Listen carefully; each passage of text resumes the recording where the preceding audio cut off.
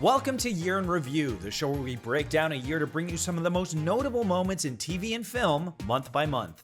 It's time to head back to the year 2015. And while that may not seem like too long ago, just think. Before 2015, we had no idea what the return of the Skywalker saga would look like, or that some history-themed Broadway show called Hamilton was about to turn everyone you know into a theater buff. 2015 was a big year for big-budget movie franchises, for Amy Schumer, for binging murder mystery docuseries like The Jinx and Making a Murderer, and for Game of Thrones with its cliffhanger ending involving one possibly dead Jon Snow. So put your Hotline Bling on silent, it was a popular song then, and get ready for your Year in Review 2015, because here we go!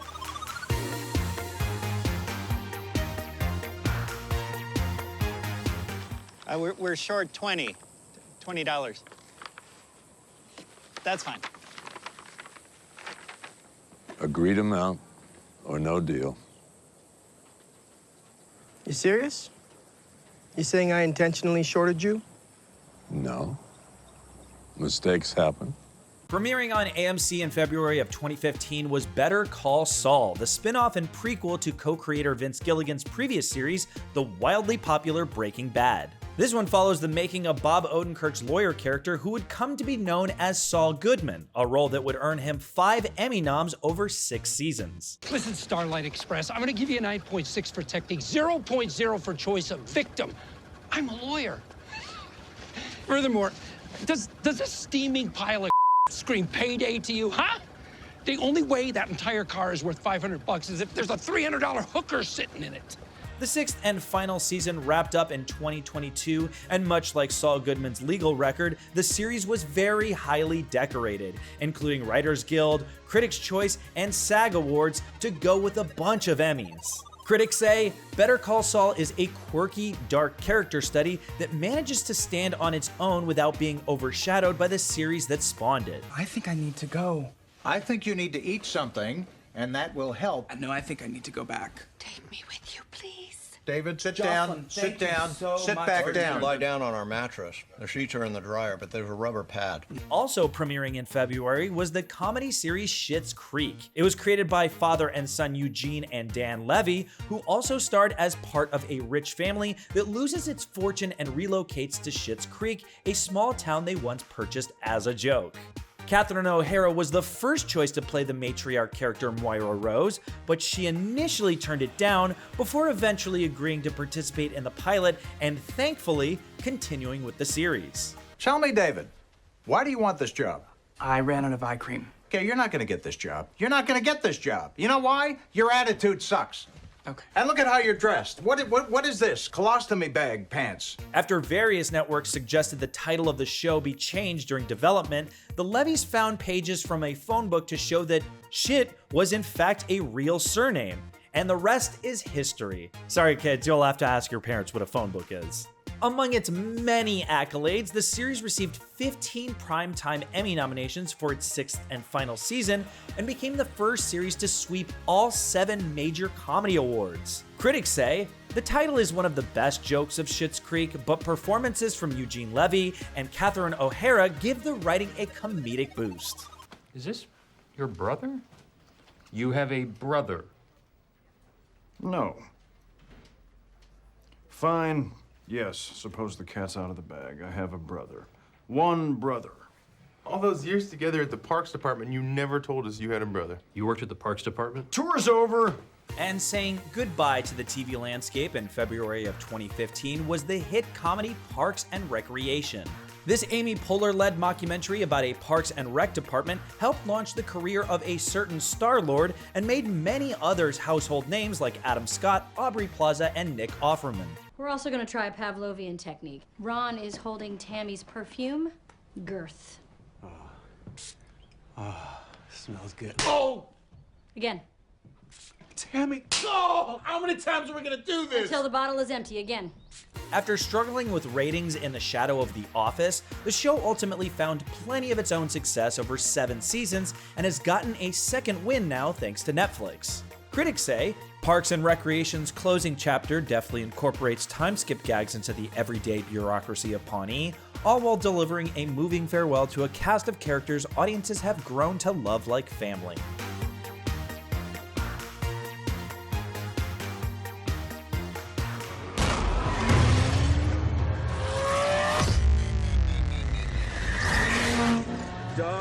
Cars don't fly! Cars don't fly! Speeding to theaters in April was Furious 7, with the usual gang taking on a new bad guy this time around, played by Jason Statham.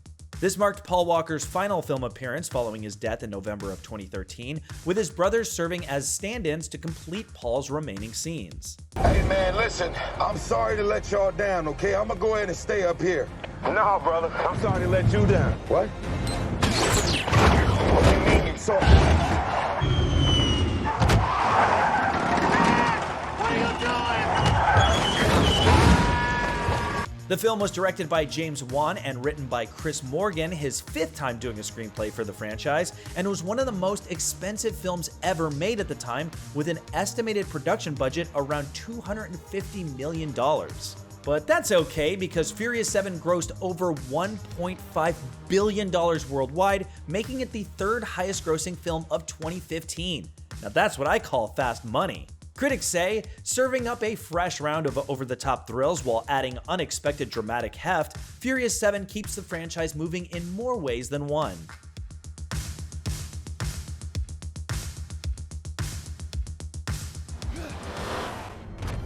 You know what's in that cradle?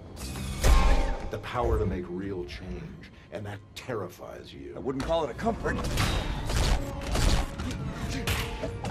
Stop it. May of 2015 ushered in a new age, as in Avengers Age of Ultron, directed by Joss Whedon, who also did 2012's The Avengers.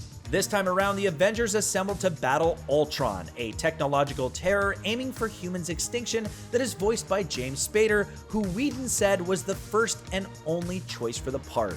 Age of Ultron introduced some powerful newcomers to the franchise, including Elizabeth Olsen's Scarlet Witch, who would be a major force in the MCU going forward. She reportedly worked with a dance choreographer to make her movements more graceful for action sequences. That little witch is messing with your mind. You're stronger than her. You're smarter than her. You're Bruce Banner. Right. Don't mention puny Banner.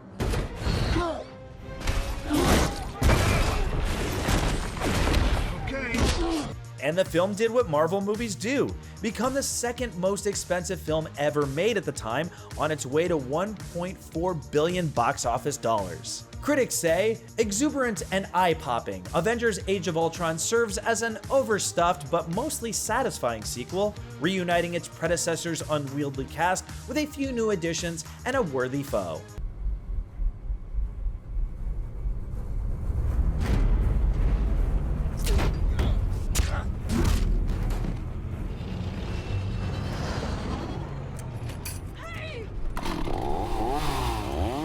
Another action-packed flick that came in May of 2015 was Mad Max Fury Road, the 4th in the franchise and the first since 1985. George Miller, who directed the first 3 films, was once again behind the camera, while Mel Gibson, who played Max in the original trilogy, was replaced by Tom Hardy this time around. It'll be a hard day, but I guarantee you that 160 days ride that way, there's nothing but salt.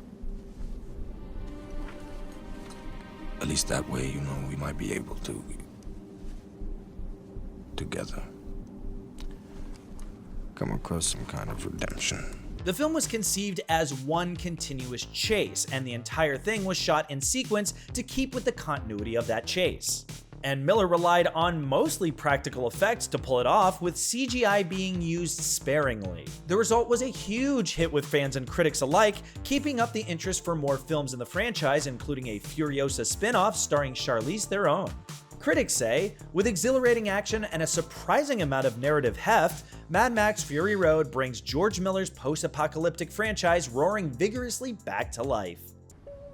I just turned 30, Don. When? A couple weeks ago. Doesn't matter. Kept it as secret as I could. And now I'm one of those women lying about her age. I hate them. From Mad Max to Mad Men, AMC's surprise hit drama series ended on May 17, 2015, after a 7-season run. With star Jon Hamm leading the way, this show followed employees of a major New York advertising firm from 1960 to 1970, portraying the changing moods and social traditions of the US at the time. What's in a name?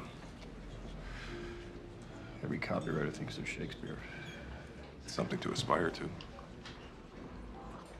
I always envied that. The way you're always reaching. I always envied you didn't have to. In another lifetime, I'd have been your chauffeur. Series creator Matthew Weiner wrote the first draft of the spec script that would later become Mad Men while working as a staff writer for the series Becker in 2000.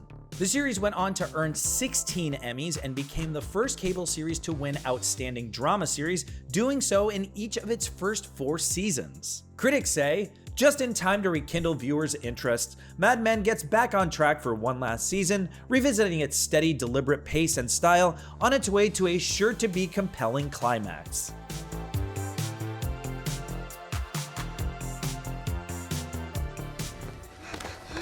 Lou, stand down. Stand down. Hey! What did I just say? Delta, I see you. Back up. Okay, good. And in June of 2015, we saw the return of another major movie franchise with Jurassic World, set 22 years after the events of the original Jurassic Park and taking place on the same fictional island. And it's there that we see, for the first time ever in the franchise, John Hammond's original vision come to life. A fully functional and successful theme park with cloned dinosaurs now called Jurassic World. But of course, all hell would eventually break loose.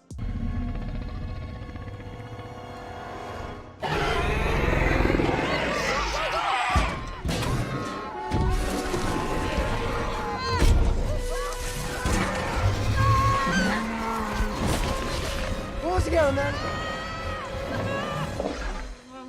While stars like Kristen Stewart and Harrison Ford were considered for the leads, it was ultimately Bryce Dallas Howard and self-proclaimed Jurassic Park fanatic Chris Pratt who ended up with the roles. BD Wong, who plays scientist Henry Wu, is the only returning cast member from any of the previous films. But the success of the installation did open the door for other original cast members to return for a film or two. Critics say Jurassic World can't match the original for sheer inventiveness and impact, but it works in its own right as an entertaining and visually dazzling popcorn thriller. You know what I realized? Riley hasn't had lunch, remember? Hey, I saw a pizza place down the street. Maybe we could try that. Pizza sounds delicious. Pizza? Yes, pizza. Right on, that's good. What the heck is Who puts broccoli on pizza? That's it. I'm done. Congratulations, San Francisco. You've ruined pizza. Also opening in June of 2015 was the animated film Inside Out, featuring the voices of stars like Amy Poehler, Bill Hader, Mindy Kaling, Diane Lane, and Kyle MacLachlan. This heartfelt offering from Pixar follows the internal emotions of an 11-year-old Midwestern girl whose life is turned upside down when her family moves to San Francisco. The film employed a smaller than normal team of animators, and a psychologist in the study of emotions and their reactions to facial expressions was brought in to brief the Pixar crew. Wow. Ooh, here, use this. Thanks. Oh, hold on, wait a second. Oh, good. Oh, it always gets stuck at the bottom. Here. What? It's imaginary. The formula worked, because this unique and refreshing animated flick earned nearly $859 million worldwide as the 7th highest grossing film of 2015, and it took home the Oscar for Best Animated Feature. Critics say, inventive, gorgeously animated, and powerfully moving, Inside Out is another outstanding addition to the Pixar library of modern animated classics.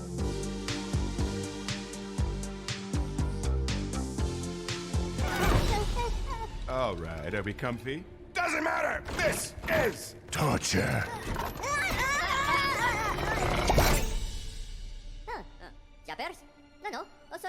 Wow, harder than I thought. July of 2015 brought us another animated hit, Minions, a spin-off prequel and the third installment in the Despicable Me franchise. The film features the voices of Sandra Bullock, John Hamm, Michael Keaton, and Allison Janney, with narration by Jeffrey Rush, as it tells the story of how the Minions came to serve various supervillains over the years before finding Gru.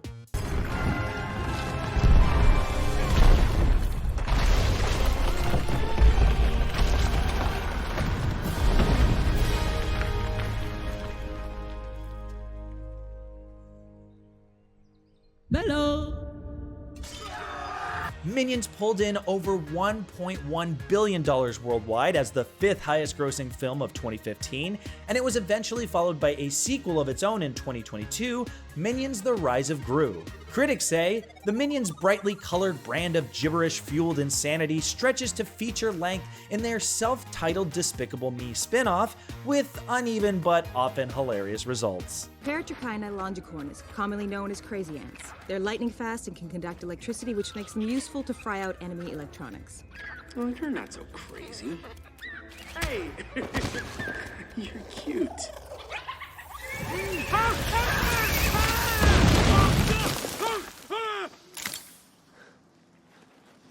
That was a lot scarier a second ago.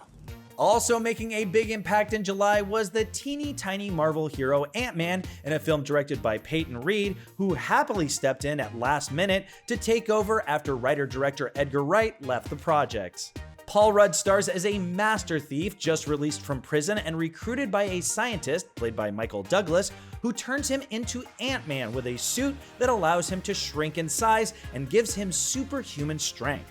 What's going on down there, Sam? It's the Falcon. I had a sensor trip, but I'm not seeing anything. Wait a second. Abort, Scott. Abort now. It's okay. You can't see me. I can see you. He can see me. Hi. I'm Scott. Did he just say, hi, I'm Scott? This marked the last film in the MCU's Phase 2, and it pulled in almost $520 million worldwide. Before Paul Rudd was cast, Adrian Brody, Joseph Gordon-Levitt, and Ewan McGregor were all in the running for the lead role. But once Rudd was finally cast, he beefed up so much that his suit had to be altered during filming. And speaking of altering, de-aging effects were used on a 70-year-old Michael Douglas for some flashback scenes. It's all about that technology, baby! Critics say, led by a charming performance from Paul Rudd, Ant-Man offers Marvel thrills on an appropriately smaller scale, albeit not as smoothly as its most successful predecessors. Yeah. Hey, LeBron. Sorry, I don't mean to interrupt. Did I leave my sunglasses here? I don't know. Did you? No, I was sitting. Oh, here they are. Whew. Did you just drive 40 minutes back here to look for your sunglasses? Yeah, of course. You think I'm gonna give Sunglass Hut another $30 for these? You crazy? Hey, how you doing? Hi. Wait, your watch costs more than my apartment. Oh, this thing? Oh, that was a gift. We're watching Downton Abbey later? And calmly pulling into theaters in July was the comedy film Trainwreck, directed by Judd Apatow and written by Amy Schumer, who also stars alongside Bill Hader, Brie Larson, John Cena, and LeBron James. Schumer plays a commitment-phobic career woman who is suddenly forced to reconsider a life of promiscuity after she meets an actual decent guy played by Hader. This is gonna be great. And I think she's cool, and I don't think I have to worry about that, you know? Oh! Did you let me do that? Did I just score on you? Yes! You are my LeBron James. But not really, not really. You gotta admit, that was a good shot, though. Come on, man. I scored on LeBron James. I'm never playing basketball again. Lunch is on you, buddy! Where you going, Aaron? Woo! An earlier idea for the film involved Schumer's character being a used car saleswoman, but the idea was nixed by her and Apatow in favor of her being a magazine writer. And it seemed to work because the film grossed nearly $141 million at the worldwide box office against a budget of $35 million, and Schumer and Hader were nominated for Best Kiss at the MTV Movie Awards. What more do you need? Critics say Trainwreck drags commitment out of all but the most rom-com phobic filmgoers with sharp humor, relatable characters, and hilarious work from Amy Schumer. I'm on the plane! Open the door! How did you get in the plane? Not in the plane! I'm on the plane! Open the door!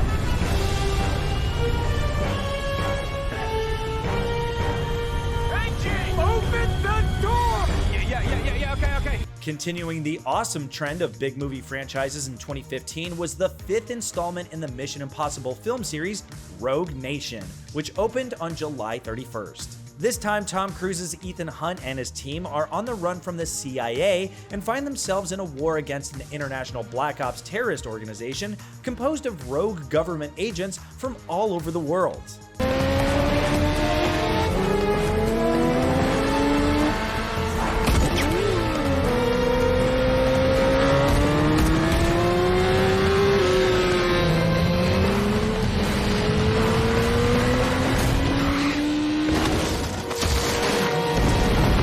The film was written and directed by Christopher McQuarrie, his first of at least 4 Mission Impossible films.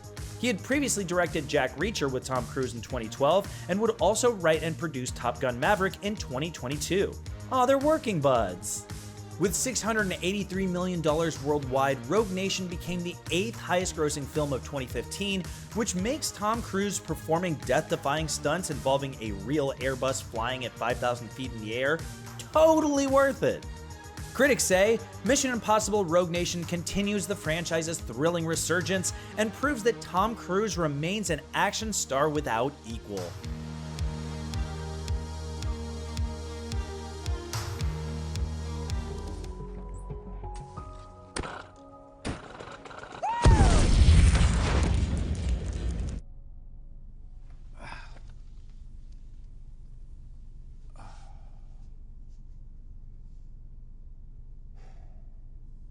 So yeah, I blew myself up. Making contact in October of 2015 was The Martian, directed by Ridley Scott and adapted from Andy Weir's 2011 novel of the same name. Backed by a stellar ensemble cast, Matt Damon stars as an astronaut forced to survive alone on Mars after being left behind, while NASA works to try and bring him back to Earth. Filming took place over 70 days in Budapest, where 20 sets were built on one of the largest sound stages in the world. Mark, report. On my way, Commander.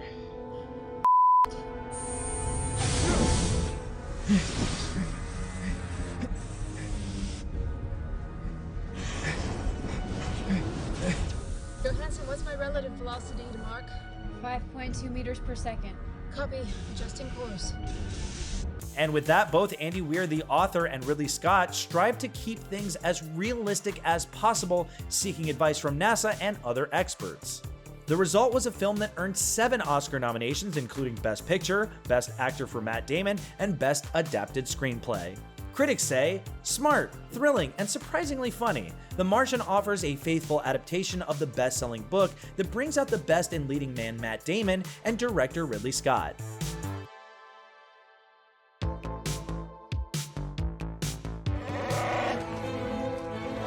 It's the Resistance.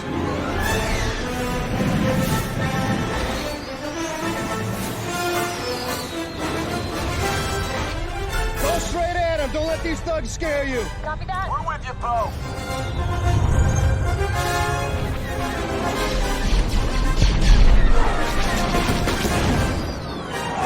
And finally, arriving like a shiny present under the tree in December was Star Wars: The Force Awakens, aka the first live-action Skywalker saga film in 10 years and the first with the original cast in 32 years.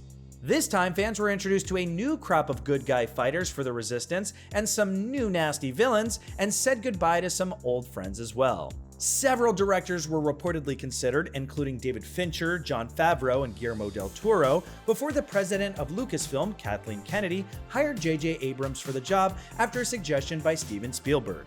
Gotta love Hollywood. We need cover, quick! We're about to get some.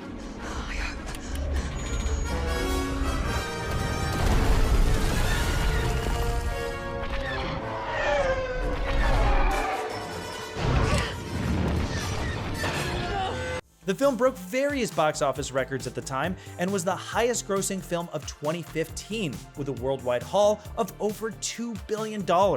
And for that final sip of sweet blue milk, composer John Williams received his 5th Oscar nomination for scoring this film. Critics say, packed with action and populated by both familiar faces and fresh blood, The Force Awakens successfully recalls the series' former glory while injecting it with renewed energy. Well, there you have it, our trip back through 2015, a year that still feels so close yet oh so very far away. What was your favorite or least favorite moment of the year? An installment of one of the many film franchises? An animated flick? Or perhaps having one last run with Mad Men, a truly unique show that remains in a class of its own to this day? Geez, clearly I was a big fan. Anyway, thanks for checking out our year in review for 2015. Thanks for going on that journey with us. We'll see you next time.